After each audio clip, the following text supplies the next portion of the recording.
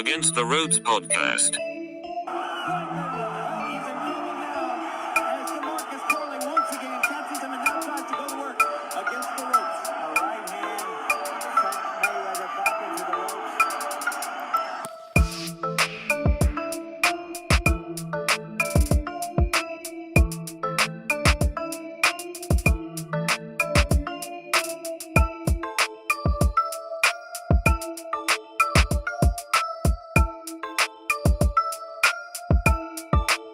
Contra las cuerdas.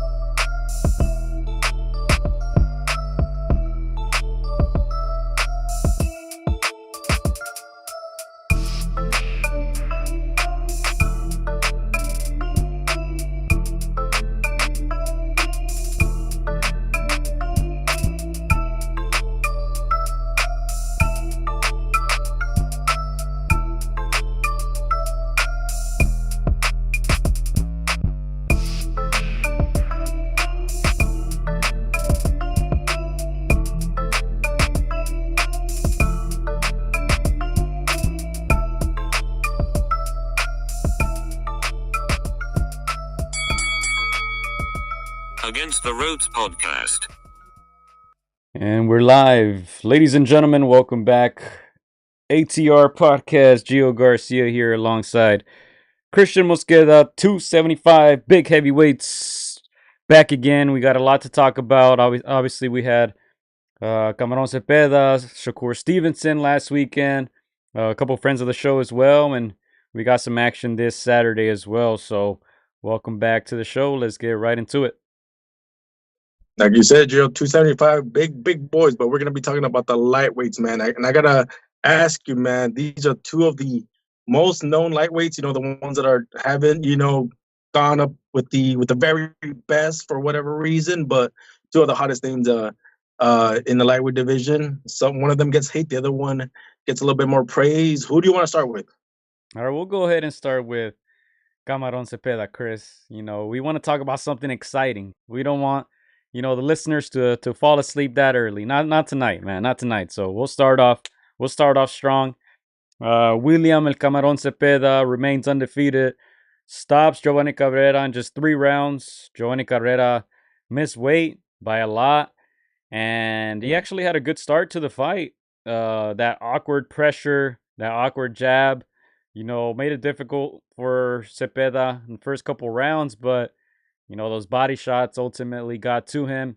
Zepeda, 27 KOs in 31 wins. So, looking good, Zepeda. Looking good. And obviously, we'll be talking about Shakur Stevenson. Oscar has mentioned this as a possible fight. Zepeda, Stevenson, as I said, 31-0, 27 KOs, 28-year-old, William Zepeda gets that 3rd round stoppage. He has a good series of KOs. Obviously a power puncher, southpaw, pressure fighter.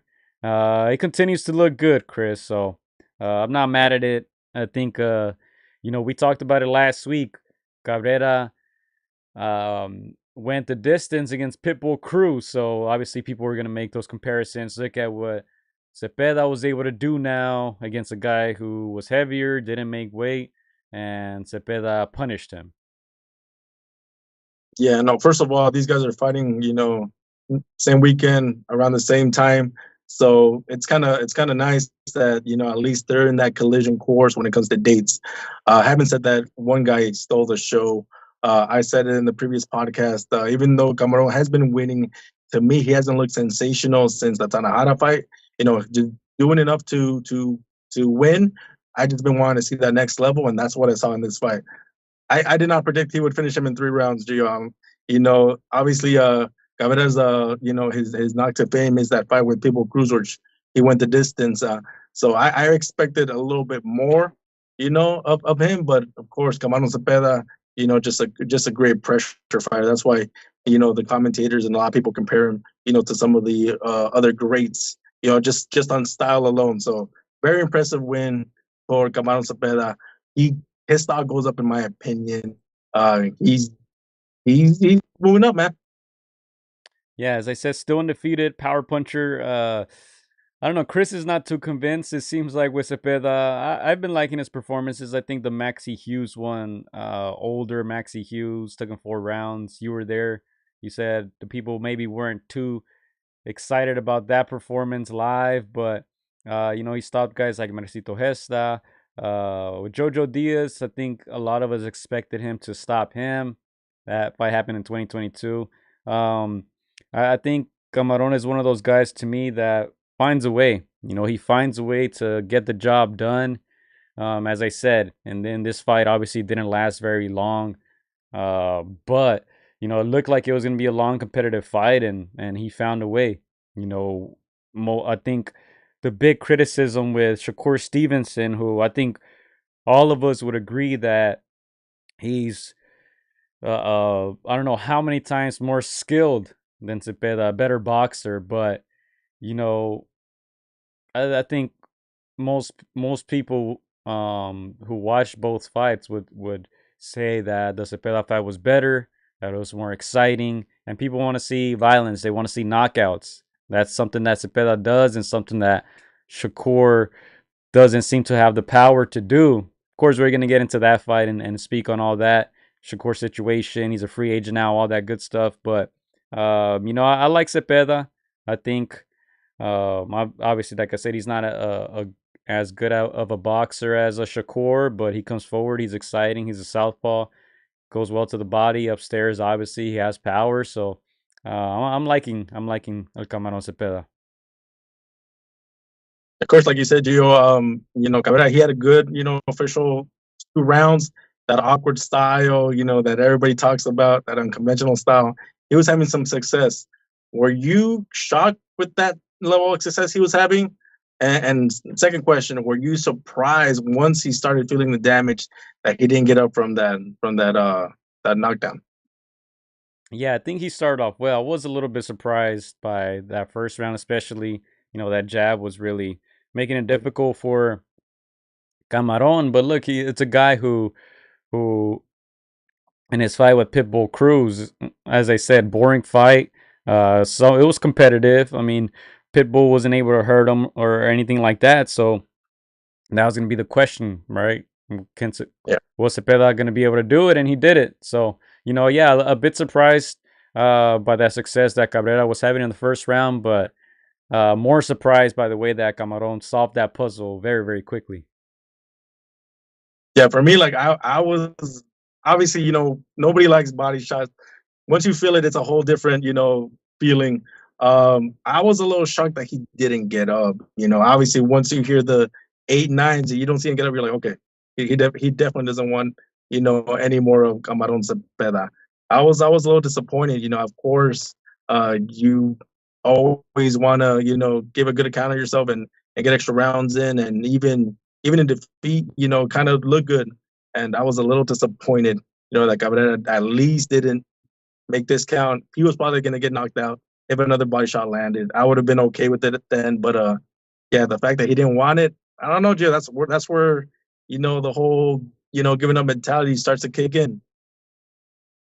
Yeah, and I don't know.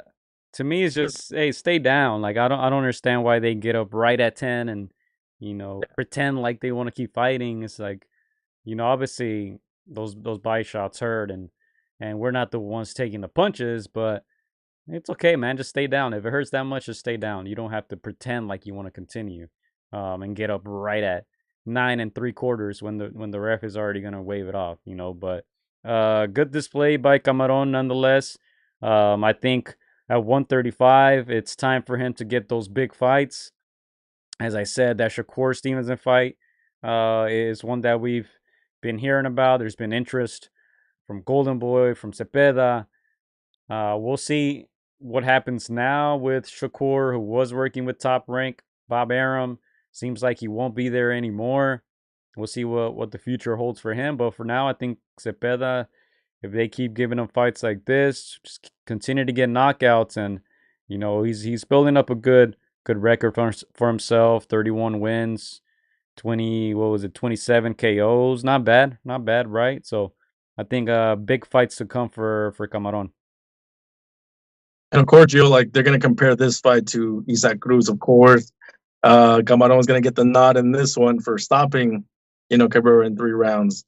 Is that a fight that makes sense for him next? Obviously, style wise, everybody will want to, pay for this kind of fight. Against Cruz, you say? Yeah. I think that would be a very exciting fight. Two Mexican fighters. I think it would sell. Pitbull is surprisingly pretty popular. I think people will see when he's on the undercard of the Crawford fight. Many people are saying Pitbull should be the headliner, because he's probably the most popular fighter on that card, and I think people will see it by the crowd reaction and all that. But yeah, I think it's a fight that is very exciting. If they do cross paths, I think it's going to be very, very interesting. Obviously, two guys who like to come forward, in the all action type of fight. But I'd like to see, Camaron against Shakur Stevenson, maybe. Not sure if he wins that fight, but I think later down the road against Cruz. I think for now, if he can get a W over a guy like Stevenson, I think that puts him, that takes him to that stardom status, beating an elite boxer like Shakur. Would you like to see the fight, Camaron Pitbull? I know you're a Pitbull guy. Oh man, I think that's without question. I think that, like you said, of course, you don't want to, you want to put them when the time is right for Mexican fans, for they can maximize, their earning potential. Of course, we know that kind of fight, they're not going to come out the same. They're going to come out, with some hurt in them. But yeah, that's definitely a fight I love to see. 3 weeks ago, a month ago, I would have said, I like to see Pitbull Cruz against, Matias. But after that, it feels like this one's a little bit more enticing. So again, huge up to Camaron Zepeda. Again, his stock just went up, in my opinion, drastically. I'm sure he's gonna ask for bigger fights, big money, and he's kind of a guy that's not afraid to lose his zero. So he's a throwback kind of fighter, and Pitbull Cruz the same way. Again, that would be a great fight. You could make that on September, May, and make a lot of money for these two fighters, and I'm sure the fans would be happy with that kind of fight. Let's see, Big Bro checking in. He says he don't want no parts of all them punches Camaron throws, says Big Bro. Yeah, we'll see. I do want to mention the undercard will go. Let's go here to event here. Let me pull it up on your screen for you guys.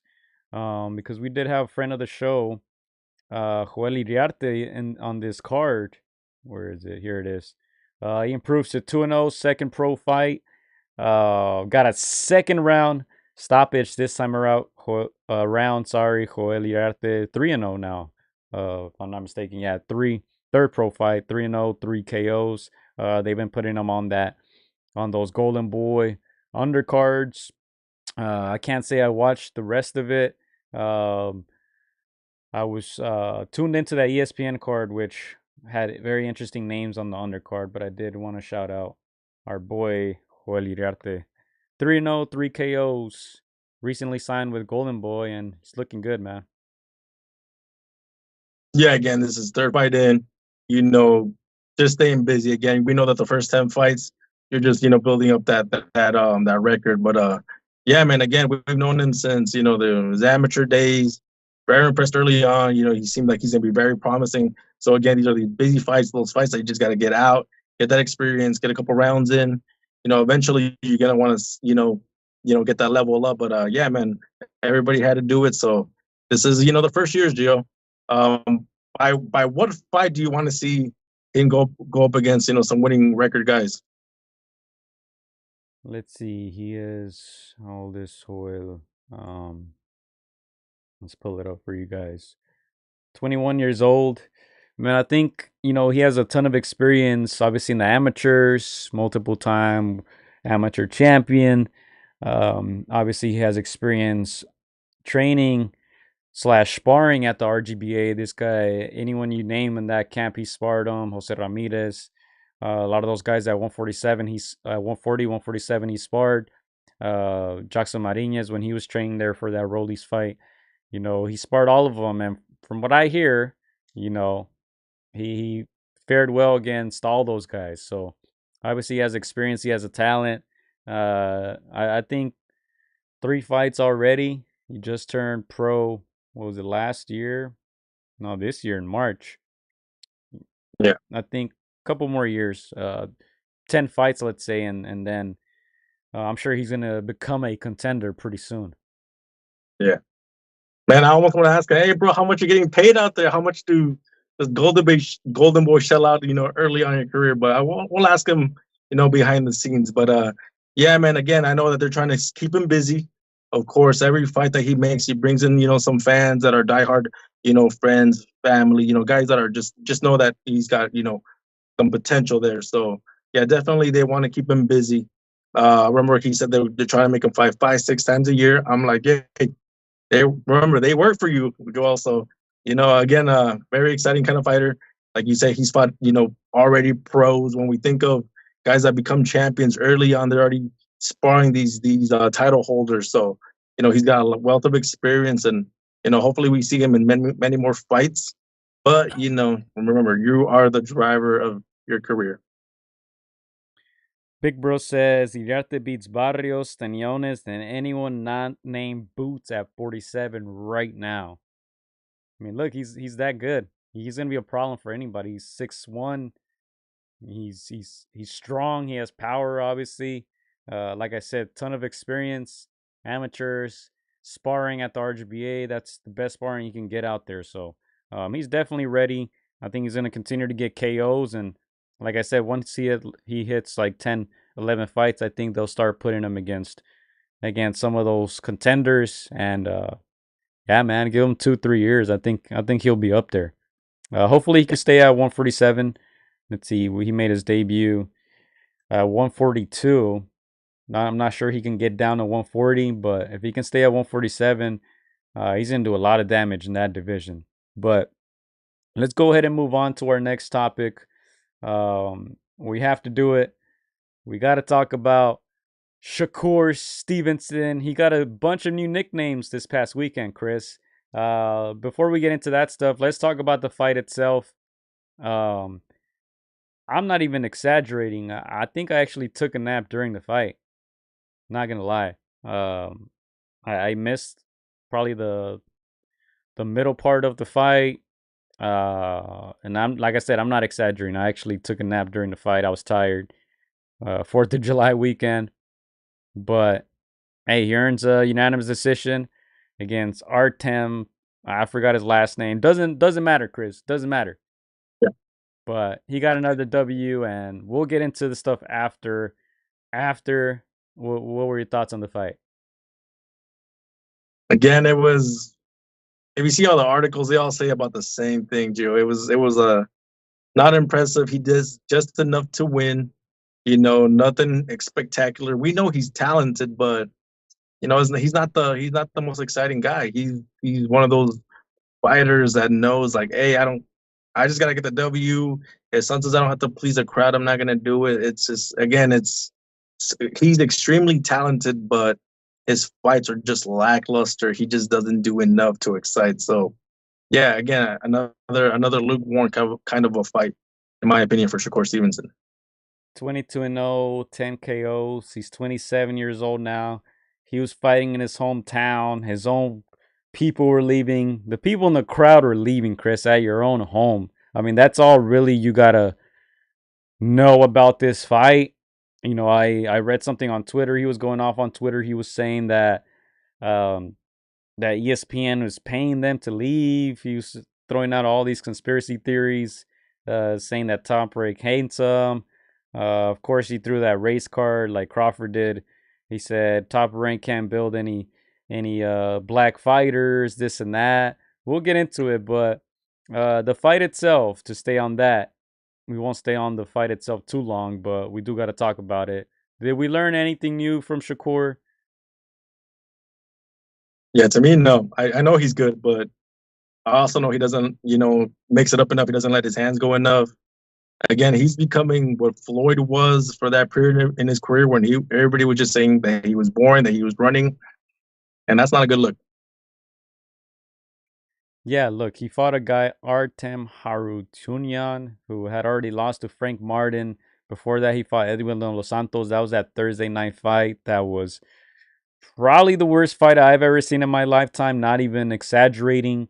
He did get a stoppage against Yoshino. I think that was a body shot, broke him down. Won a unanimous against Robson Conceição, who's now a champion. We got to talk about that too. Before that, Valdez and Herring. Um, and to me, it's just okay. You beat guys like Herring, like Valdez, and why you got to take one step forward and three steps back? I mean, why do you fight, some of the top guys, and then all of a sudden you're just fighting these guys who have no business being in the ring with you? I don't understand, And if you want to get straight into that top rank offer that allegedly he said that he declined, well, 5 fights, 15 million. Is that what you read, Chris? Yeah. 5 fights, 15 million. So it's 3 million guaranteed per fight. I know you looked at some of his previous purses there, but I mean, you expect to make more money fighting guys like Artem, however you say his last name, Chris. We're never gonna say that guy's last name ever again on our podcast. No disrespect, but come on. Edwin de los Santos, we saw how that fight went.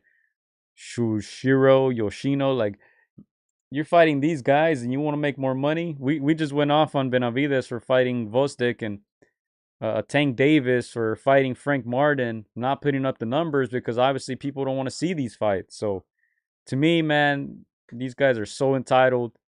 You want to take easy fights and want to make a lot of money. It's a Mayweather effect, man. Yeah, again, Shakur, again, can't say it's enough. Supremely talented. He does a lot of his, talking on Twitter. He calls all these guys and he says that they won't fight him for X and X reason. But again, no one's gonna want to fight you if you're just gonna be cruising to a decision. You gotta mix it in. You gotta mix it up. You gotta, take chances, take risks. That's the only way guys are gonna be like, okay, I'm gonna mix it up. I'm not gonna, they're not gonna risk getting in there with you just to get outboxed. Everybody knows that, that Shakur is a superior boxer, but you also got to be a fighter. And that's exactly what he's not doing. And because of that, he's not exciting. Because of that, he's not putting, people in seats. Because of that, he cannot demand, the money that he's demanding. So again, he's got a lot of elements to be a star, but he's taken the wrong avenue. And I think, I think that robbery in the Olympics, I think that has kind of scarred him a little bit where he's like, I'm just going to do what I need to do to win or else they're going to rob me. So again, if you want to keep doing this, sure, but you're going to get tons of hate from fans all over the world. You're going to keep getting, promoters saying you don't have the value that you think you have. And yeah, you're not going to be getting, the type of money that you could be earning. So again, yeah, just looking back at the numbers, Gio, for the fight against Jeremiah Nakatilia, who, our boy also fought, he got paid for that fight 1.5 million. It's pretty good. The fights before that, or the other fights against Toka Khan Clary, he got paid $500,000. Not bad, but it's not big money yet.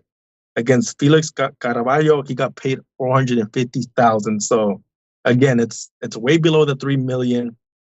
And to me, that they offered him 3 million, I think he may not think it's a lot, but it's good money for a guy like Shakur Stevenson. This kind of reminds me of we spoke about it recently. AB turning down 40 mil from, I think it was Rock Nation at the time, for like 5 fights, I believe. He was getting like a guaranteed 8 million and declined it, and his career went downhill after that. But let's go, before we continue on that. Let's go on this guy's Twitter because I had pulled it up right here. This guy's going off on everybody. Obviously, he's feeling the criticism. He was going in on guys like Steve Kim, Camaron and Mays. You just see this. He's been tweeting literally all day. I'm not even going to read all of them. or really any of them. But you guys can see he's been going back and forth with Ryan Garcia, Timothy Bradley, talking smack about ESPN. You guys see it there on your screens. Who else did he talk about? Who else did you notice that he talked about? Man, he's talking about everybody. Again, this is why they call him Twitterson. He just does a lot of talking on social media. But man, again, I'm glad that you brought up the Adrian Broner point, because, like you said, a lot of these guys take from Mayweather.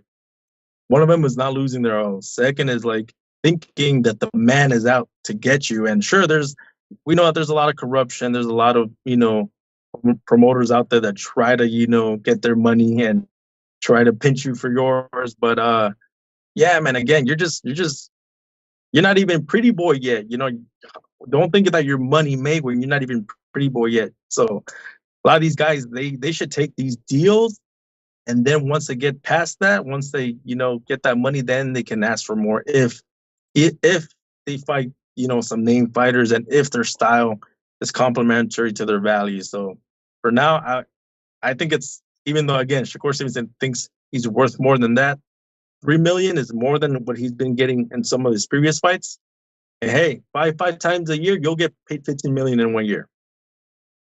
Yeah, and let's go to some comments here. Shakur made it look easy against a guy Martin went life and death with. He should have stopped him though.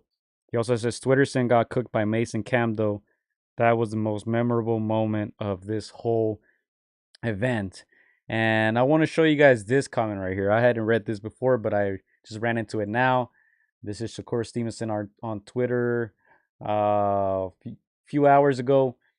Says, I fought Yoshino, lit his ass up, and they said he's a hibachi chef. I outboxed Edwin using my legs. They said I was running. I stepped to Artem, walked forward all night, barely got hit, and they say I'm boring. One thing you learn coming up is as long, I think he's trying to say, as long as you winning, then gonna have something to say regardless. Young fighters take notes. Stay focused. They can't stop your hustle no matter how many people they get to try. I am a one-man army, and I am ducking my taco with none of you. N-words, fuck y'all. I mean, clearly he's not happy at the criticism. I don't think he gets it, Chris. I don't think he gets it. I don't think people are mad that you're boxing. I think people are upset that your fights are boring. I don't know any person in the world who would call Shakur Stevenson entertaining. I don't think Shakur Stevenson would call himself entertaining. I mean, I think it's the lack of power, the lack of killer instinct. We just talked about Camaron. He could lose a couple rounds, but he's going to find a way to solve that puzzle, hurt his opponent, put him away.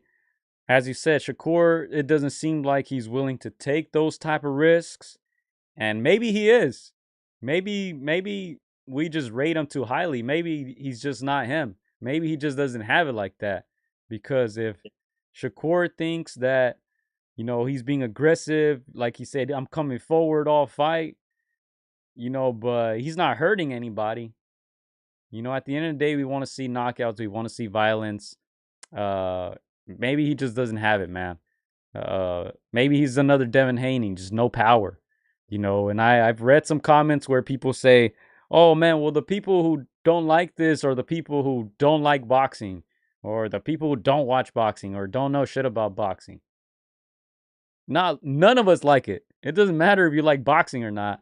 We all like the sweet science, but yeah, if you can't hurt your opponent and you're just not entertaining, I mean, let's just be honest. I don't care if he gets his feelings hurt, because clearly his feelings were hurt. He was going off on everyone, but hey, what, do you want to lie to the guy? It seems like his team is lying to him, a bunch of yes men. Are you going to lie to him and say, hey, man, you did a great job.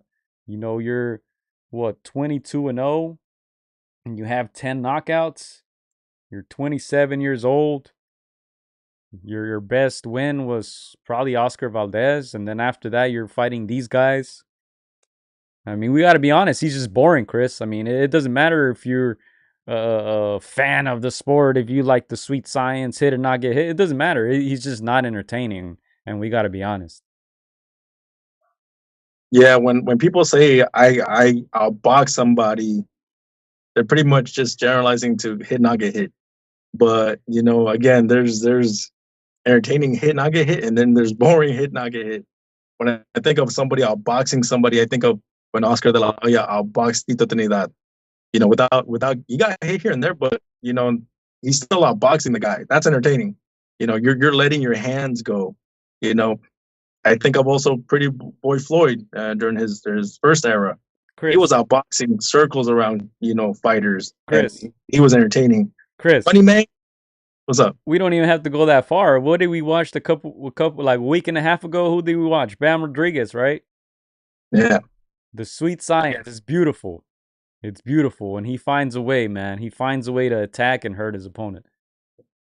yeah. Again, it's controlled chaos. Like you say, it's controlled aggression. And that's what Stevenson, doesn't have. I would even say Devin Haney, even though he doesn't have power, he's a little bit more aggressive than Shakur.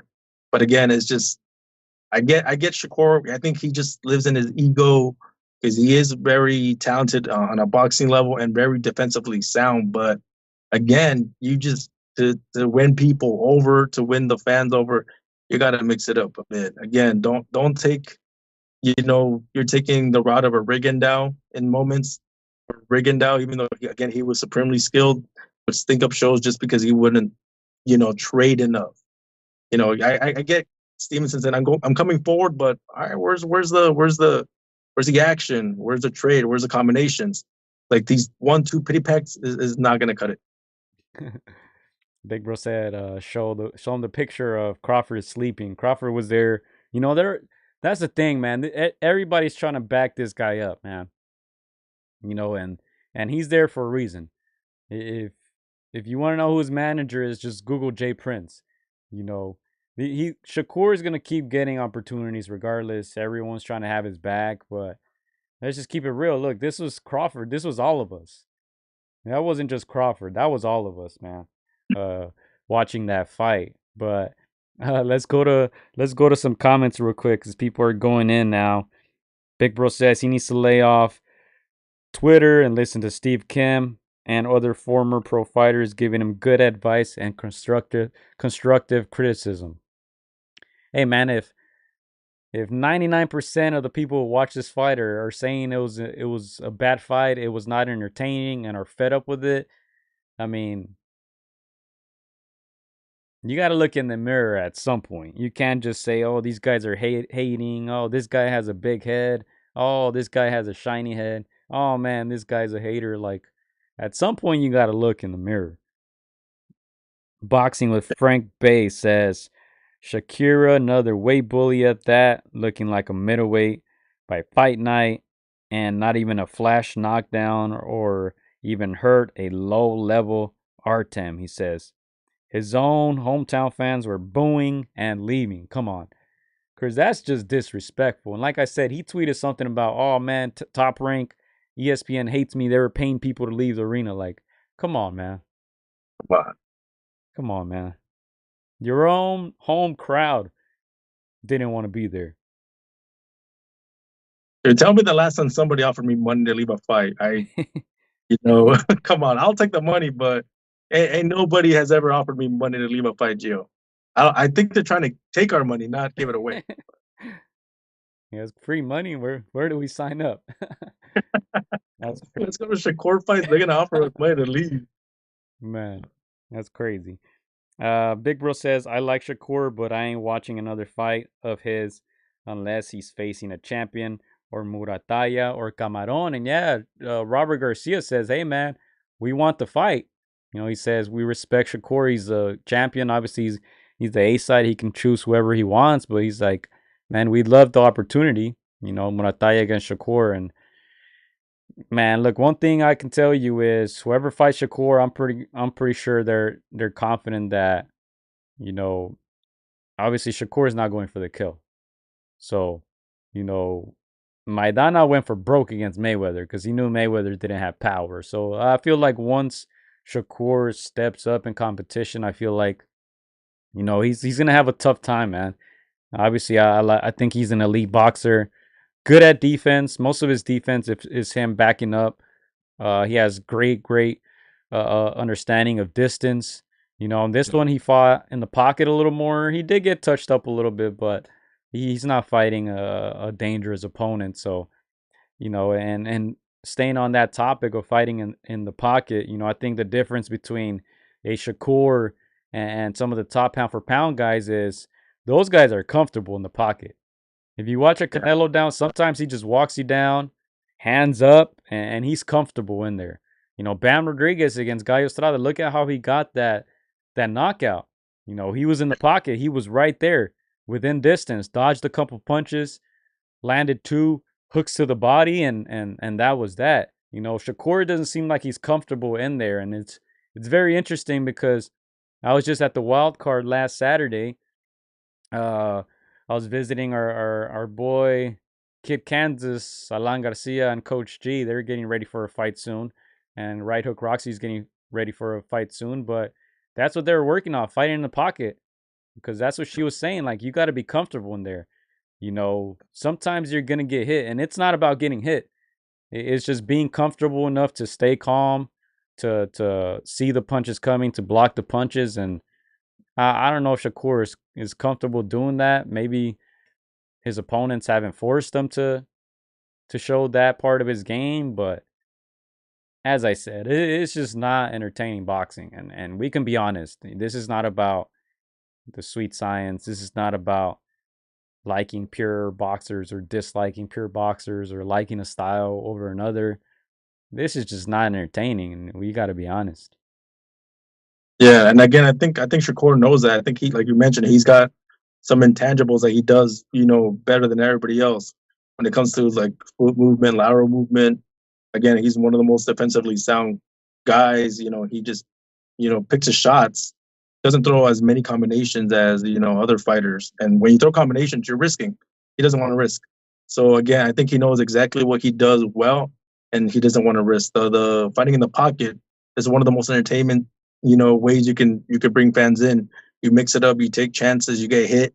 I agree that he does not want to be comfortable. He doesn't even want to be in a storm. And again, this is why I respect fighters like Floyd Mayweather, because fights like the one he had against Maidana, he was extremely uncomfortable, but yet he was able to weather, a lot of those storms. And, second fight, we saw what he did.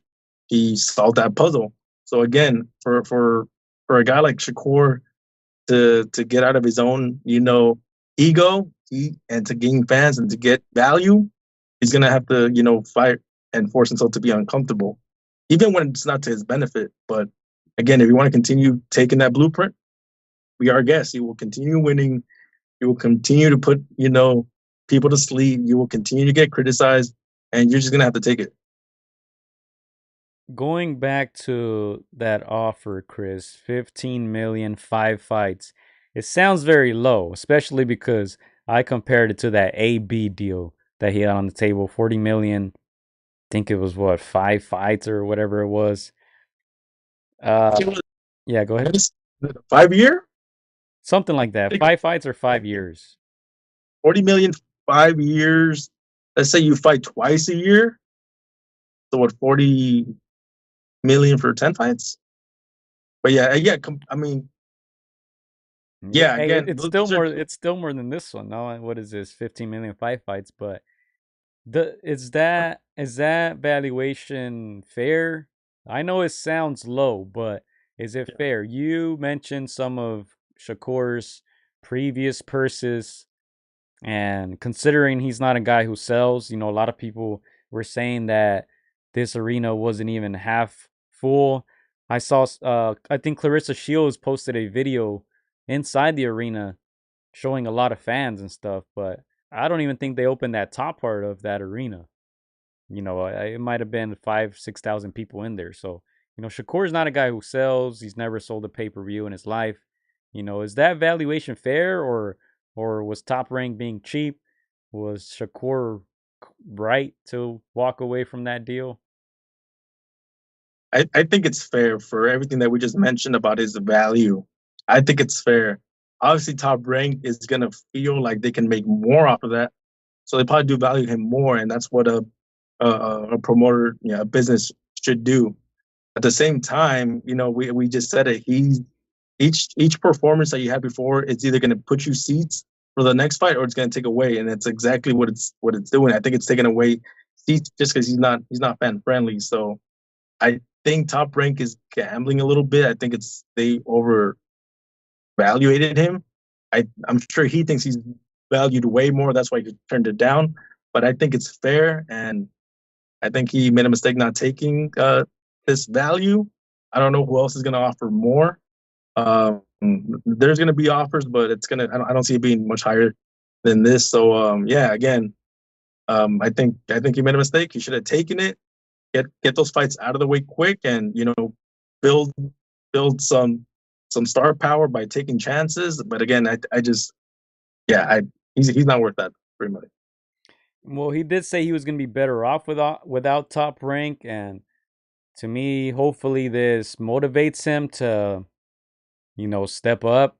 The only way he's going to make more money is if he fights some of the top guys. So hopefully he wants to prove Top Rank wrong, and hopefully that means he steps in there with some of those big names that we want to see him fight against. I think Camaron Zepeda would be a good start. As I said, I'm not sure Camaron wins that fight, but Camaron's going to come to fight. He's not going to let Shakur just run around the ring. He's going to apply that pressure. Even Valdez was able to land, some big punches on Shakur, but that's what we need to see as boxing fans. I always kind of make that analogy with basketball. If you're the best team in the league and you start off the season 5-0, but you played against the Spurs, the Pistons, the Rockets, the worst teams, that doesn't really tell us anything. If you're beating the teams that you're supposed to be beating, if you're blowing them out, I don't think that's a good gauge of how good your team is. Once you step up in competition and you're beating the top dogs, you're winning in the playoffs, whatever the case is, and you're still winning, now I think people can say, okay, that team is really good. I don't think we've seen that from Shakur yet, besides the Oscar Valdez fight. All those other fights, he was supposed to win. He was supposed to shine. Just like in this fight, it was a fight for him to shine. He had a stoppage. Couldn't do it. People leaving the arena. Terrible look. And who was this? Boxing? Let me see. Boxing with Frank Bay just going in. He's saying P for P means you can fight off the back foot or press forward. New school B words like Shakira needs someone to make the fight. I agree with that. Like all the guys you see on the top pound for pound list, they can kind of do it all. They're not one dimensional. So crazy to say, because as we said, Shakur, we believe, is one of the most skillful fighters in the world, but for one reason or another, we don't see that in the fights, where we want to see it, where it matters the most. Couple other comments that I did want to mention. Even Blair Cobbs got in the action, Chris. Even Blair, the Flair friend of the show, had a good victory against AB recently. He called him Shaboring Sleeperson. And then someone in the comments wrote, the last two fights put everyone to sleep except his opponents. So, man, as the headline says here, people are not pleased with his performances. So we'll have to wait and see what's next. He's a free agent now. He can do whatever he wants. He could fight whoever he wants, possibly. Let's see who he signs with. Hopefully we get a big fight. Yeah, again, Gio, I think a lot of people, when fans criticize them and call them boring, they go back to the whole, hey, it's boxing, it's a sweet science. Maybe you don't know the sport enough to appreciate it, yada yada yada. No, like we know what boxing is. We know what boxing your opponent when you have sound defense. We know all of that. It's again, at least in my perspective, it's him not rating enough, not throwing enough combinations. It's just him not pressing the action enough as a whole. And again, all these fans can't be wrong. Honestly, like this many people, even people that have watched, boxing 30, 40 plus years, they can't be wrong. Again, not saying that you're not a great boxer. You are. It's just he's not a fighter. So again, we'll see if he decides to change it up a little bit. I think once he sees that fans are not tuning in as much, and if he wants to chase greatness, he's gonna have to mix it up a bit. I also read something else where it said that this fight had a ton of views on ESPN, right? So it was on national television. It was well over 1 million views. One of the best performing fights, if not the best. Can't remember exactly what the article said, but a lot of people tuned into this. And of course, people were going in the comments, Chris. Some people were saying, well, it was on ESPN. ESPN plays in airports and restaurants and bars, so it's not a really a good gauge, of how many people were actually watching the fight. Someone else said, well, yeah, we all fell asleep, so we didn't even get a chance to change the channel. So some people were just going in, but hey, I don't think we'll know, until Shakur fights a top dog 1 and fights on pay-per-view 2, if he's really or can be a draw or not. How many pay-per-views do you think it did, Gio? This one was not on pay-per-view, so it was on ESPN. It was on regular ESPN. Okay. So, yeah, thankfully, no, man. If there were 6,000 people in there, I doubt that 6,000 more people would have paid, to watch this. Let's go to one more comment here on the live chat, and there's a couple other fights that I did want to mention that happened this past weekend. I call Shakur Jeff Bezos because when I watch his fights, I have pajamas on. Never heard that before, but it's kind of funny. That's a dad joke. Pajamas on. We all tuned in because Shakur hyped us up that he was going to go hard in the paint. Shakur Stevenson says, Ari. Yeah, you mean, most people share that same sentiment. Didn't he have, what did he have on the back of his shorts? Like Twitterson or something? Like, I guess he was trying to, I don't know, man. Whatever. Let's get off this, Chris. I'm tired of this. I'm gonna fall asleep. Take the deal, Shakur. Take the deal. Fight. Take the money. Take the money, guy. Man, hey, he's saying, hey, Top Rank doesn't want to promote black fighters. Look, man, you're fighting at home. Like, what more can they do? You fought a lot of fights at home, and your own people are leaving the arena. So, but whatever. Let's go ahead and move on. But I did want to mention another fight that happened this weekend. Some people mentioned that other fight. What was it, like Masvidal and Diaz or whatever? I didn't even know they were boxing, but there was 2 good fights on that undercard. The first one I did want to mention was that fight happened here in Anaheim, California. Shane Mosley Jr., friend of the show, defeated Daniel Jacobs. Shane Mosley Jr., 33 years old, getting a series of good wins. He got a good win against veteran Gabe Rosado. And now another win against another veteran, Daniel Jacobs. 37 years old, Jacobs. Miss weight. We call him a weight bully for so many years, but, apparently he couldn't make 168. Didn't look, obviously, like the Jacobs that we were accustomed to, but, Shane Mosley nonetheless gets that unanimous decision, made it look easy.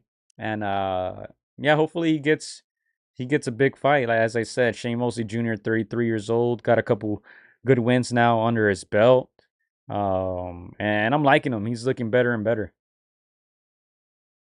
Yeah, again, I know he's been calling some of these bigger guys, and they probably discount him, feel like he's, not at the level of them. But I feel like I agree. I think he's earned a fight, with some of the top guys in his division. Whether he gets a win or not, that's a whole other story. But yeah, I think he's with the name that he has, with the wins that he's accumulated over the past couple of years. I think yeah, Junior deserves a shot. And again, if he doesn't win, he doesn't win. But I think he's been knocking at that title in that division for a minute now. Yeah, and Big Bro also mentioned Abdullah Mason, who was on the undercard. Let's kind of rewind back um, to that top rank undercard. Abdullah Mason was fighting a veteran. Who was it? LeBron, Henry LeBron, I believe it was. There's a couple LeBrons, but let me pull it up for you guys right now. But Abdullah, obviously, he was our prospect of the year last year, I believe it was, and he's 14-0 now, 12 KOs.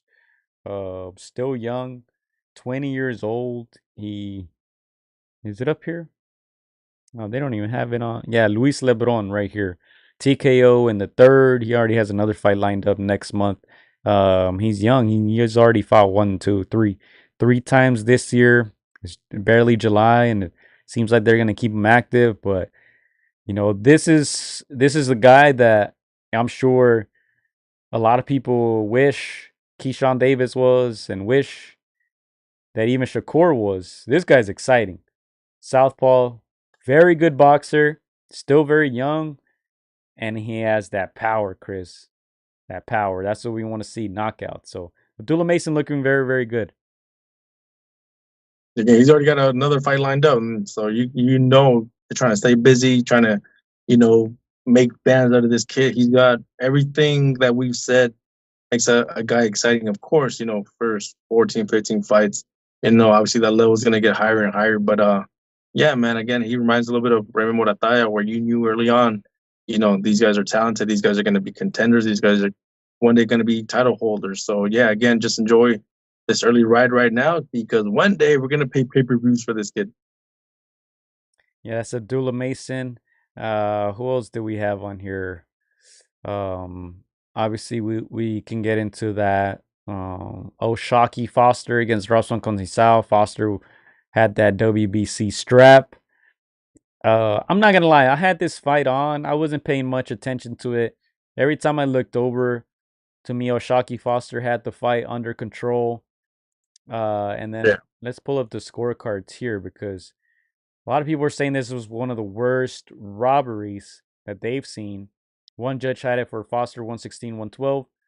Another judge had it for Conceição 116, 112. And then 115, 113 for Conceição, who now becomes a champion at 130 pounds. He'd been knocking on the door for a while. Brazilian medalist. He's lost to some of the biggest names in the sport. Shakur, Valdez, among others. Did you get a chance to watch this one? As I said, I had it on, but didn't really pay attention to it.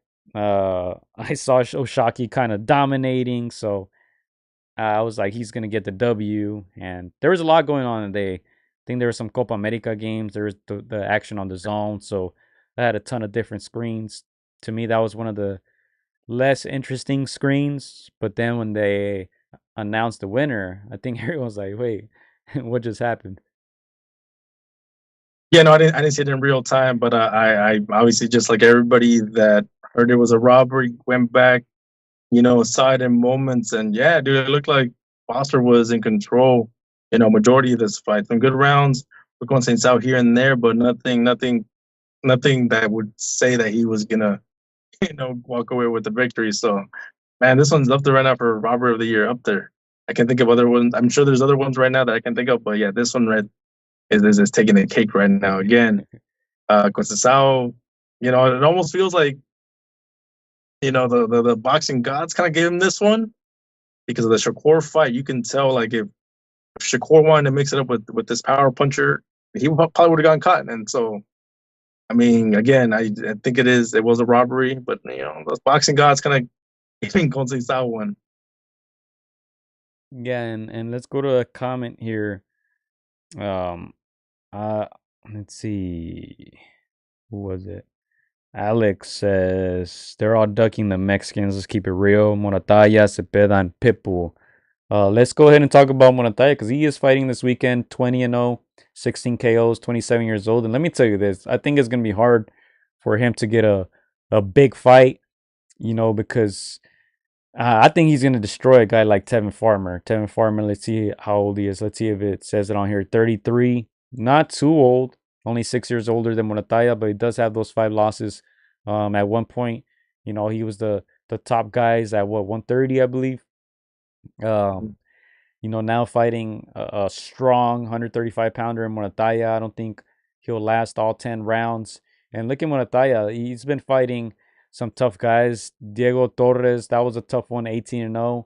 I know a lot of Mexican fans from over there from Mexico um, rated him very highly, and a lot of them, including the guys from what is it, Azteca, including guys like Julio Cesar Chavez, thought that he was going to beat Murataya, and Murataya destroyed him, also destroyed Nakatila. So, Murataya continues to look good in his last fight.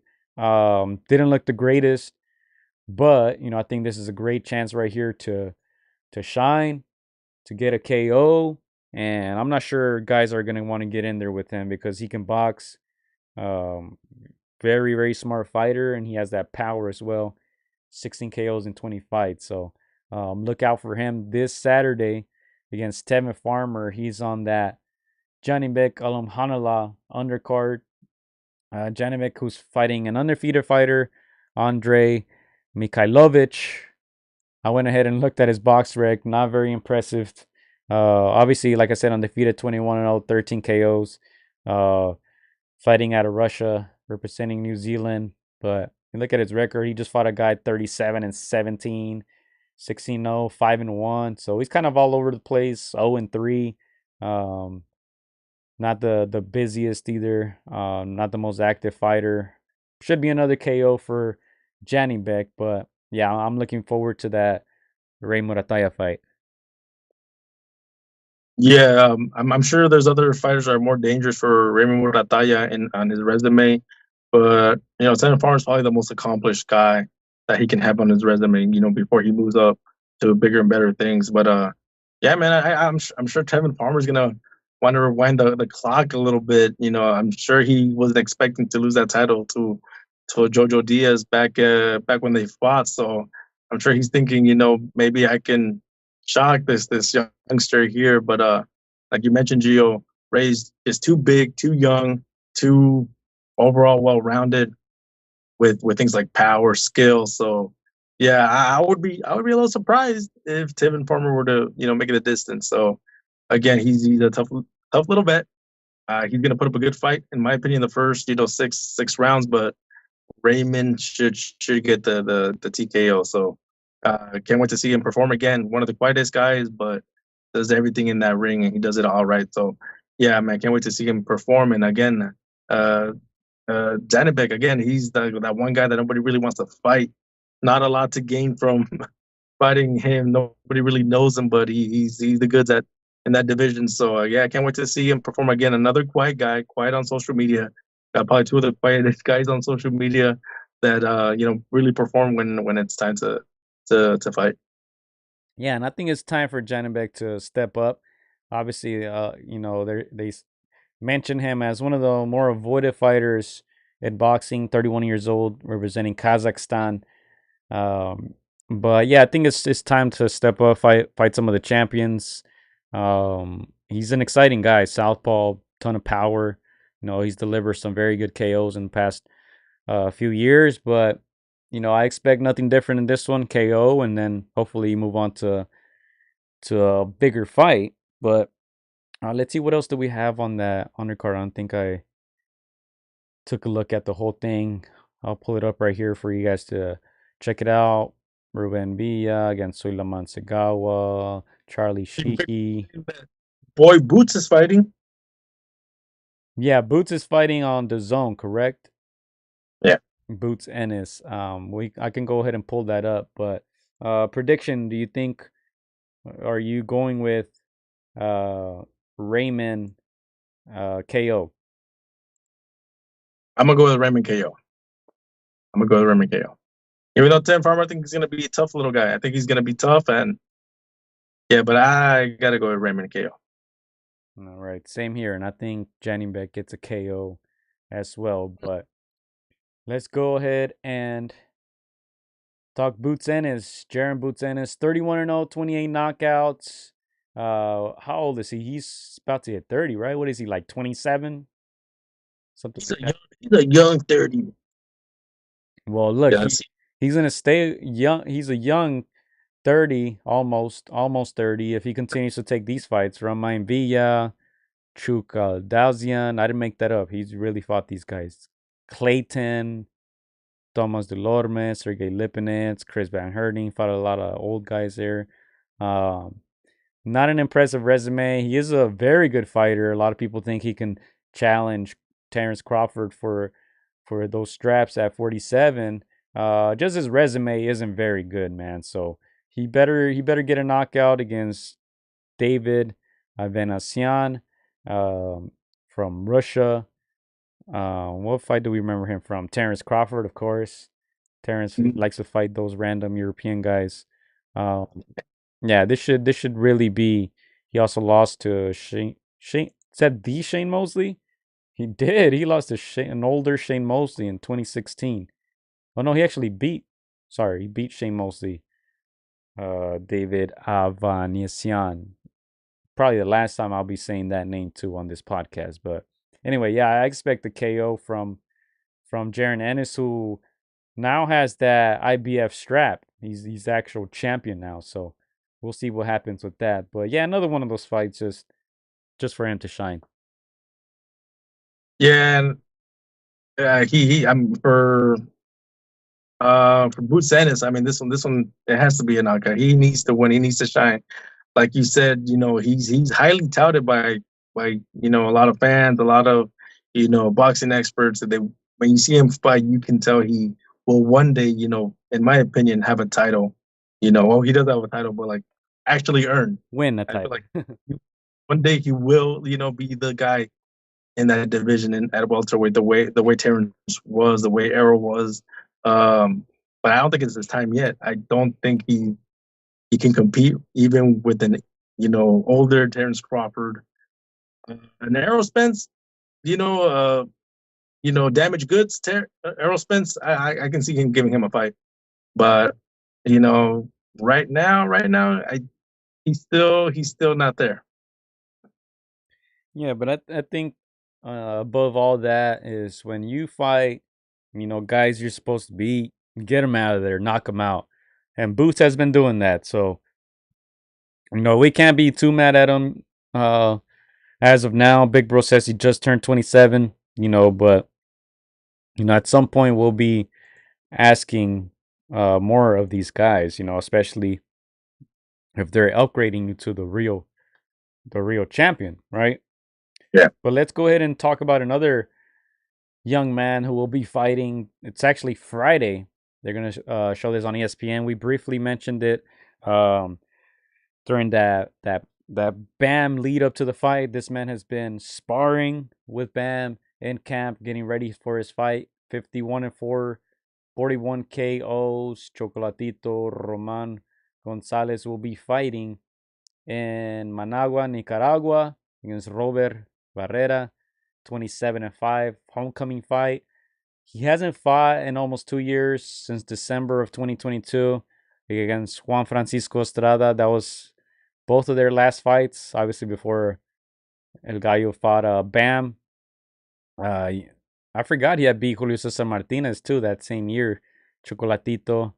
And then before that, lost a split to Juan Francisco Estrada. We'll see how much Chocolatito has left in the tank.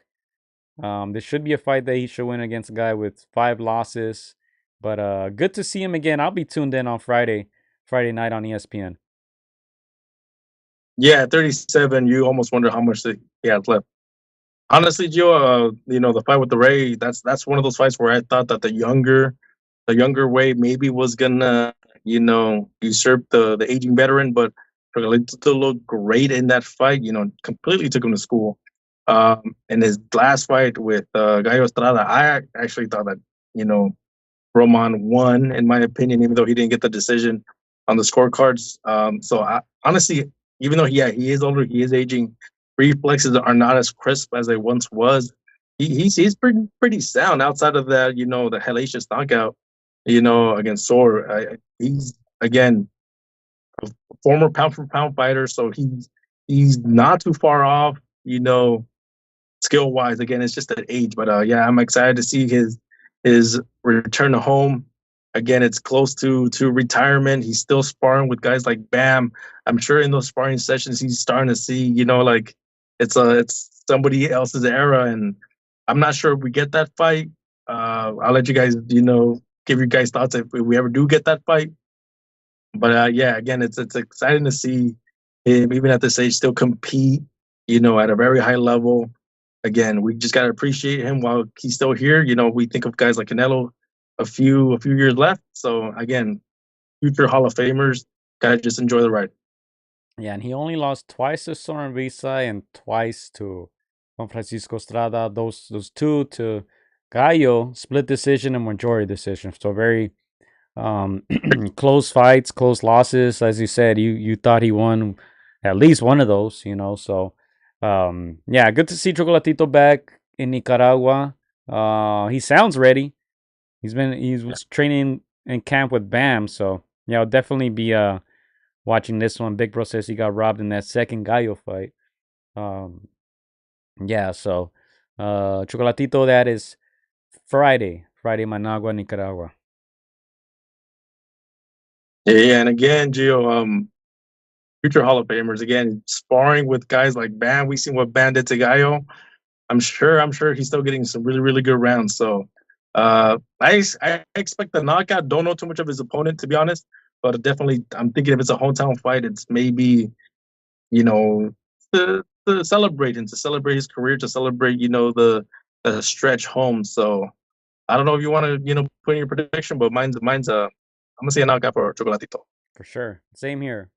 He has to. He has to. Iceman says, checking in, he says, how boots make 147. Yeah, that I mean he's been there for a while. Virgil Ortiz has already moved up to 54. You guys remember all those rumors between, that possible matchup. Ortiz since has moved up. Boots still at 147. Hey, he got a strap now. He got emailed that IBF strap. So let's see how many times he defends it, and then when he decides to move up. It seems like right now 54 is probably the division where where the money is at. Tim's Yeah. Fundora, Crawford is moving up to 54. We'll see if Boots makes a move, as we mentioned, Virgil Ortiz, who they just announced his next fight against Boachuk. That's a good fight. That's a good. I like it. Two power punchers. I think they said combined that a 98% KO Yeah. ratio. I mean, Virgil has 100, so you know, man, that's a good fight. I think people were sleeping on that one, but Bohachuk just destroyed Mendoza on that undercard of Ziu Fundora, so that's a good fight, man. Yeah, dude, and again, I think you brought up a good point. And this is he doesn't have the names, but he's doing what we're asking Shakur to do. So he's doing that. I feel like at this point, Gio at 27, getting close to that 30 mark, he should be fighting guys like Thurman, guys like Danny Garcia. I know Danny Garcia is maybe at 154 with one foot out into retirement, but it's those guys that that we knew had that welterweight division, for the past 5-7 years. Boots has to be getting the torch, at least the mini torch from those guys. So those are the kinds of fights I feel like he should be having. Um, if you throw a name like Manny Pacquiao, who's still active, that would be an interesting test for Boots Ennis. I feel like Ennis is like right here coming up, and Manny's obviously coming down. That's an interesting test. But yeah, Ennis needs to definitely get some names, doing everything that he can so far, but we're just waiting on the names. All right, you mentioned Mario Barrios. Man, I don't know how these guys just get the email straps, Chris, but Mario Barrios got another added to his name to the email champions. He's a real champion now with who is it? Haney requesting to be the champion of recess. Manny Pacquiao. You mentioned Manny Pacquiao. Obviously, there's rumors of it coming back. Does he beat Mario Barrios right now? Manny? Manny Pacquiao. Yeah, I think so. I think I so. think we all think so, right? Okay. I think it's Yeah, I think kind of thing. I mean, I Mario Barrios, he's a good boxer. Manny's a legend, great. Obviously, past his peak. I think it just depends what kind of Manny you get. If you get the Manny against Ugas, Mario Barrios may just beat him. So yeah, it depends what kind of Manny you get. If he's able to not get old. 'Cause I feel like Manny's like that. Sometimes he's old, sometimes he's young. I don't know what he be eating. It depends on what he eats the night before. well, that would be very interesting if Manny can come back. How old is he now? Like 45, something like that. He's up there, man.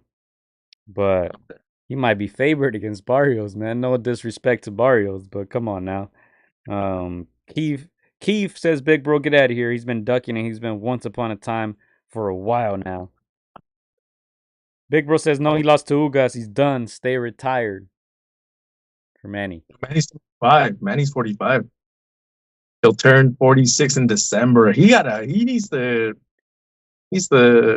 call it a day, man. I think one or two more fights and that's it. This game, you're giving me some Mike Tyson vibes. He keeps fighting, past 40, 45, 46. All right, hey, let's get into this real quick. I accidentally clicked it, but man, we can get into it because I already have it pulled up right here on the screen. Ryan Garcia expelled from the WBC. What the hell does that even mean, Chris? I know he tweeted something right after, like, "Oh man, I got expelled. Like if I'm at school or something." Like, what does that even mean? I think I put it in quotations on the title because how do you even expel someone? I mean, he's suspended for a year, so how do you expel someone who's suspended? Like, I'm sure he's gonna fight for the WBC at some point again. So that made no sense to me. I thought that was a bit comical. But let's go ahead and read what this article says here. The World Boxing Council has expelled, whatever the hell that means, former WBC intern, whatever, blah, blah, champion Ryan Garcia. He didn't have the real one, so it doesn't matter. Following his use of racial slurs against black people and anti Muslim remarks on social media.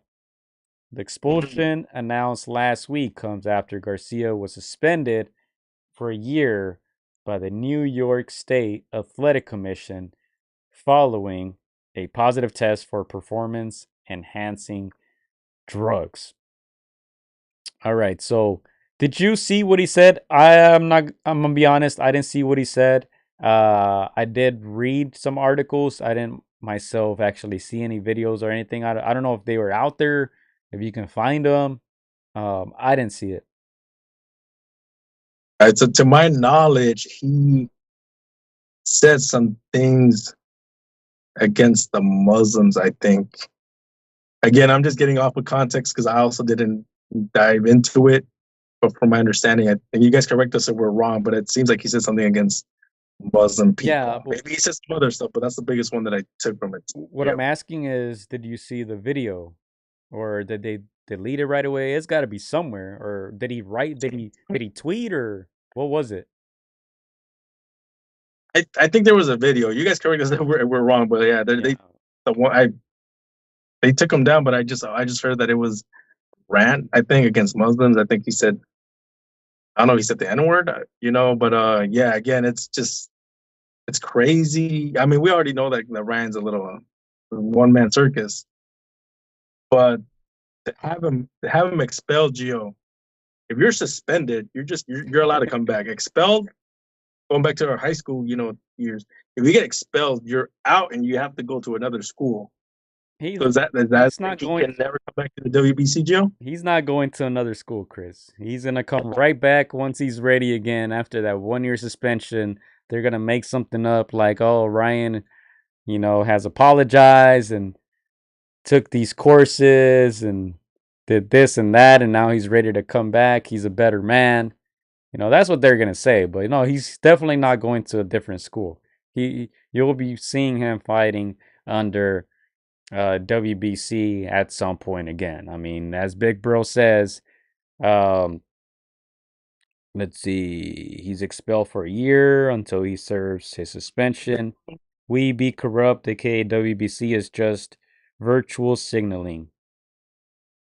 Facts, just a bunch of fake outrage, says Boxing with Frank Bay. So, he's going to fight for them again, Chris. That's why I didn't understand why they did that, because, I mean, he's not fighting already. It's like when, I don't know if you guys remember when Manny Pacquiao got quote-unquote dropped by Nike for saying some homophobic remarks. He's quoted something in the Bible and said that he doesn't agree with this or that because of his religion, and then Nike dropped him, but he had like, I don't know, like a year left in his contract, so it didn't really matter. Like I feel like it's like this, like doesn't really make a difference whether WBC says they're expelling a suspended fighter who's not fighting right now. So I don't understand, man. Sorry, WBC. I got the title right here, but I mean, come on, man. Yeah. I was going to say, I like the WBC, but Big Bro's right. Again, I had to look up what virtual signaling is just to refresh, but it's pretty much like saying that you're on the side of what's righteous or just being politically sensitive to stuff. I'm all for being in the right, but if you're using that just to, just to try to make yourself look righteous, that's a little pressing, especially when like you said, I'm sure in a year's time they're gonna another It's Chris cutting off a little bit there, I think. PR stunt, like, oh, okay, we're gonna welcome him. Can you hear me now? Yeah, you were cutting off a little bit, but I think you're back. You might have frozen a little bit. So yeah, go ahead. It's like I feel like a little PR stunt, just to try to say you're on the side of history, whatever. But I'm sure they're gonna forgive him and allow him to come back in a year's time. I mean, it's a way to stay in the headlines for the WBC. Look, I'm rocking their belt right now on the screen for you guys, so something's working. I think Chris froze up a little bit. It's fine. You'll be good. We can hear you still, so don't go anywhere. But let me continue reading this article. WBC President Mauricio Suleiman announced a decision against Garcia on X, formerly known as Twitter, after Garcia's post went viral. Exercising my authority as president of the WBC, I am hereby expelling Ryan Garcia from any activity with our organization. Bro, he's not fighting right now. What do you mean? He can't go to the WBC convention? Like, what are you talking about? Chris is still frozen there. He can't believe it. But, well, what is this guy even talking about, man? Let's continue reading here. We reject any form of discrimination. Suleiman said the ruling also came after Garcia turned down multiple attempts by the WBC to help him with his mental health and substance abuse. Well, I wonder if they've done that before, because there's been a lot of guys who have done things that have fought for the WBC. The one that comes to mind more recently is David Benavidez. Got popped for cocaine. I don't know if they. I mean, he's a favorite of the WBC now. He fights for all the junior belts for WBC. Like, I wonder if they kept the same energy or they just want some limelight here. They want some of that Ryan clout. I don't know. You guys tell me. But context. It says Garcia repeatedly used racial slurs to describe Black Americans and made disparaging remarks about George Floyd, a Black man murdered in 2020 when a Minneapolis police officer knelt on his neck. He also used profanity to describe Muslims and said he was the KKK. Garcia later apologized and claimed he was trolling, quote unquote. I love everyone. Sorry if I offended you, end quote. He wrote in a now deleted post. So, yeah, apparently he said a bunch of stuff. I continue to wonder whether it's a video or if he just wrote this stuff. Just trying to kind of fully understand the story. Obviously, he was foul for that. I don't think anyone stand behind those comments. Even his parents said, "Hey, man, our son needs to get help, some type of therapy, right?" for alcohol abuse or substance abuse or whatnot. But I'm just very, very confused as to what the hell the WBC, how or why they got involved. I don't understand. Chris, you still there? Yeah, I'm still here. We can hear me. We can hear you.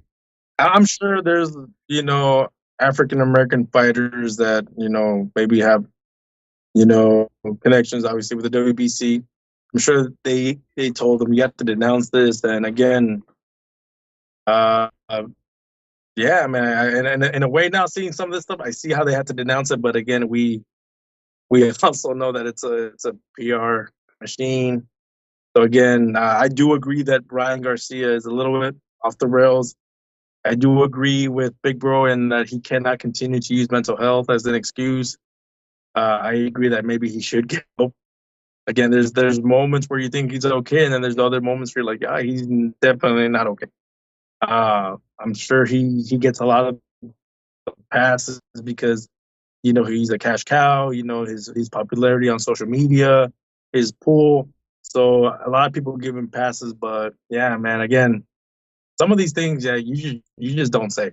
You just know not to say. And yeah, again, I think he's not all there. He does need to stop blaming mental health, get the help, and come back. But yeah, very very yeah, the WBC, man, there's something else. Even Oscar had something to say. Oscar De La Hoya, founder of Golden Boy Promotions, which represents Garcia, told us blah blah blah. I condemn Brian's words in strongest terms possible. He also offered to help. But yeah, I think, I don't know. Ryan obviously off the rails, foul with a lot of stuff that he says. Um, Continues to stay in the limelight. Continues to piss expelled memes. I mean, whatever. That's all I got on that, Chris. You got anything else?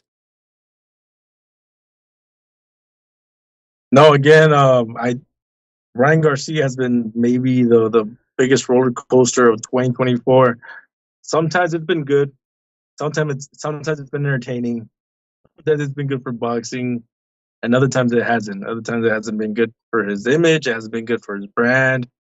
It's been just outright nutty. So man, honestly, he needs help. He should get help. And once he does, I mean, I think he can still take aspects of being entertaining, but it's very wild card esque. All right, Chris is still frozen there, but we can hear him. Look at his reaction. Uh, Boxing with Frank Bay brings up a good point. Obviously, two wrongs don't make a right. We're obviously not saying that, but he brings up some examples of people who have done things in the past without any type of repercussions or really anything that would affect their boxing career with the WBC. Right? He says so. Stank can hit pregnant women and run, and Shakira can actually punch women, but cancel Ryan. Huh? What's going on here? Yeah, that video recently resurfaced of Shakur Stevenson. He punching a dude in a Miami garage, a parking lot. Also, he hit a woman in that video. I remember we posted it like on Instagram or something back then, and that thing got taken down. So we talk about Top Rank and how Shakur is so mad at him. I'm sure Top Rank had a hand in that. Like that video disappeared. They took our video down, and why I'm not sure. But it was a video of Shakur hitting another man and a woman in a parking garage in Miami after a club or something. Him and his homie were fighting, so that went away. Tank Davis, I don't know if he hit a woman in public. I know there was a video. I don't know if it actually shows him hitting her. Um, but he also had that hit and run recently. In Baltimore, that's the one he did time for. I think he did a couple months. A hit and run, hit a house, almost killed people, and he pretty much got away with it, right? Nothing really happened to him. If you guys remember, Floyd Mayweather got the biggest contract of his career with CBS/Showtime right after prison, right after he got out for hitting his baby mama, all right, for domestic abuse. Did his time in jail. As soon as he got out, they had that contract ready for him. And we obviously know he used to fight with the WBC as well. So, yeah, still, as I said, confused as to what the hell WBC was trying to do here. But I guess we're talking about it. So, I don't know if it helps their brand by staying relevant. But I think there's some things they do that's just like, it confuses you and makes you scratch your head. But whatever. Yeah. For me, it's like everybody knows like right from wrong, but I just feels like they're the only commission that does that, right? We don't hear it from the WBO, we don't hear it from the IBF, we don't hear it from the other governing bodies. So it's like, what's the agenda here, So yeah, again, we have friends that work at the WBC. We know people, so I'm sure they have some answers. But yeah, man. Again, we're just putting our opinion out there. We're just spitting facts, man. Just like with Shakur, don't get sensitive. Don't get sensitive over speaking the truth. If 1+1 doesn't equal 2, then y'all got some explaining to do. But yeah, that's all I got on this, Chris. We briefly spoke on what's coming up as far as the boxing schedule goes. I can go ahead and pull this up for you guys. Obviously the action this Saturday, July 12th, Managua, Nicaragua, ESPN Plus, Chocolatito Gonzalez against Robert Barrera. Next day, also on ESPN Plus, Janibek Alamhanala against Andre Mikhailovich. Raymond Murataya versus Tevin Farmer on that undercard. Same day on the zone, Philadelphia. Shout out to Philly. Shout out to our boy Derek from Philly. Jaron Ennis, David Avenacion. Sky Nicholson is on that undercard. They're trying to promote her over here in the States now. She's from Australia, I believe. But that is on the zone. And then Junto Nakatani, July 20th, ESPN. Now the 20th, that's a Saturday. I skipped that. Joe Joyce, Derek Chisora, July 12th, London, ESPN Plus, some heavyweight action there. The August 3rd card, LA, the Zone pay-per-view. I think I read it's also going to be on ESPN Plus pay-per-view. Israel Madrimov against Terrence Crawford. Andy Ruiz Jr. against Gerald Big Baby Miller. Isaac Pitbull Cruz against Jose Rayo Valenzuela. David Morrell against Radivo Kalasic. Jared Anderson against Martin Bacol. Andy Cruz against Antonio Moran. Pretty much all one-sided fights except Pitbull Rayo and I guess Madrimov Crawford, even though Crawford should win that one. But the other ones seem like a wash. I know a lot of people are hyping this card up. I'm not very excited about it. But there's some good names on there. Can't complain. Turkey's trying, man. Turkey's trying. I like that card. I know. Like you said, you're a little bit more critical of that card. I'm excited for that one, man. Again, I think we know who's gonna win the main event, but I don't think it's gonna be easy, man. I mean, it's boxing. Again, if Madrimov can hurt Terrence Crawford, can take a big punch, it could be an upset. Again, he is younger. Joel Diaz. They always say the whole, hey, we see something. Hey, maybe they become geniuses and they land something big. So again, it's a tall order, tall ass. That card. Shout out to Turkey for Again, I know you're not excited about that one, Gio, but he's like you said, he's trying to put names together, and at least there's names in that card. Yeah, Chris is back. You're on Froze now. You're on Frozen. You're back with us. All right. So, yeah, what else? What else do we have in August? August 10th, Luis Alberto Lopez, Albuquerque, New Mexico, ESPN Plus against Angelo Leo. Venado defending his strap, Lindolfo Delgado on that undercard. Richard Torres Jr. on the undercard. Kid Kansas, Alan Garcia also on that undercard. The same day, August 10th, sorry, Las Vegas, DAZN, Sergey Bochuk against Virgil Ortiz Jr. Just announced. And weekend after that, we'll go through this very quickly. Quebec City, Canada, ESPN Plus. Christian and Billy, who's making waves in that super middle division, against Sergey Derevchenko, man, who's still out there. August 24th, Manchester, England, DAZN, Jack Catterall against Regis Prograis. So that's what we have for July, August. Good action in August, man. It's going to start heating up. July, giving us a little bit, but we'll see. We'll see how it goes this weekend. We got some good names on there, and yeah, we'll be back to break it all down and all that, Chris. Yeah, again, once again, guys, thank you guys for just commenting and dropping your your opinion, your thoughts. Again, it's been a crazy little time for Ryan Garcia. We got the lightweights. Again, we talked about Shakur Stevenson. He need to take that deal. I don't know about you guys, but if you're gonna, no, they don't just throw out $3 billion to just anybody.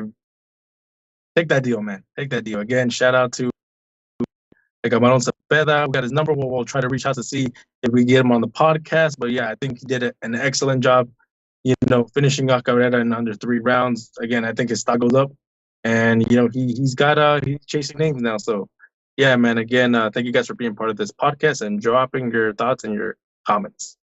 Didn't like your comment, Chris, about that fight being competitive. Boxing Magic says, "Come on now, Madrimov is 11-0. LMAO, biggest cherry ever." Big Bro says Madrimov isn't even top 3 at 154. I think he's a good fighter, but yeah, I think that should be a one-sided fight. Not sure that he can surprise Crawford. I agree. I don't think he's top 3 at 154, but hey, it's Terrence Crawford, man. If there's a man who will get away with fighting random Europeans, it's this guy. And guess what? When he wins, people will go back to putting him at number 1 pound for whatever reason. But hey, when you have a great promoter or had a great promoter like Top Rank, that's what happens. So Shakur, don't be ungrateful, man. Don't be ungrateful. We'll see what happens with Shakur. Free agent Shakur. I was like, hey, I'm gonna go visit Joel Diaz. Hey, Boxing Magic. I'm gonna let Joel Diaz know. Hey, they're saying on the comments that your guy doesn't stand a chance, man. So we'll get that interview up.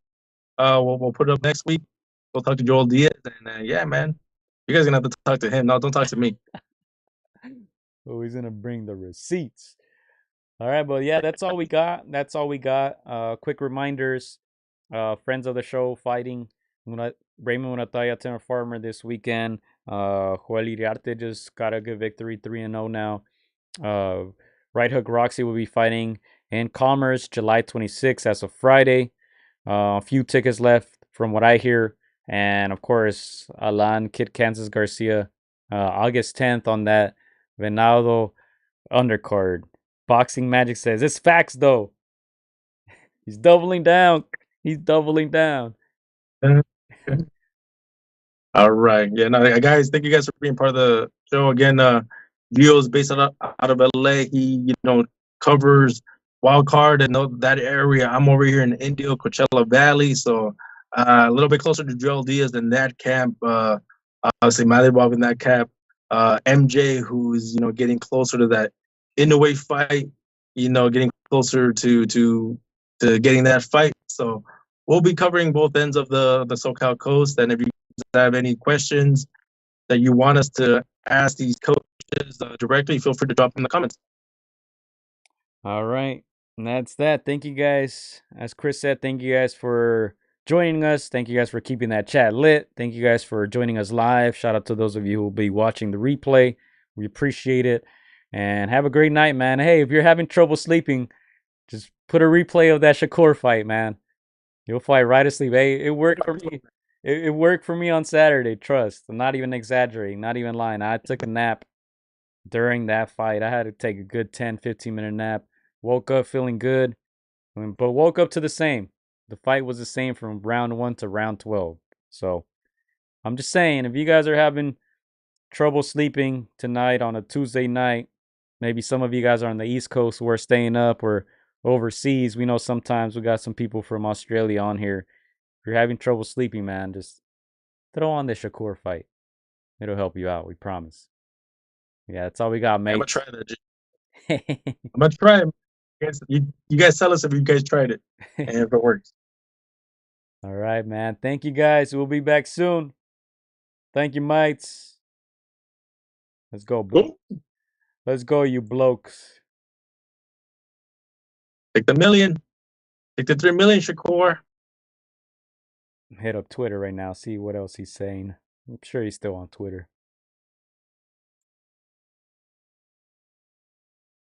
Hola amigos, soy Juan Francisco Gallo. Quiero mandar un saludo para mis amigos de Contra las Cuerdas. Échenle muchas ganas. Un abrazo, muchas bendiciones.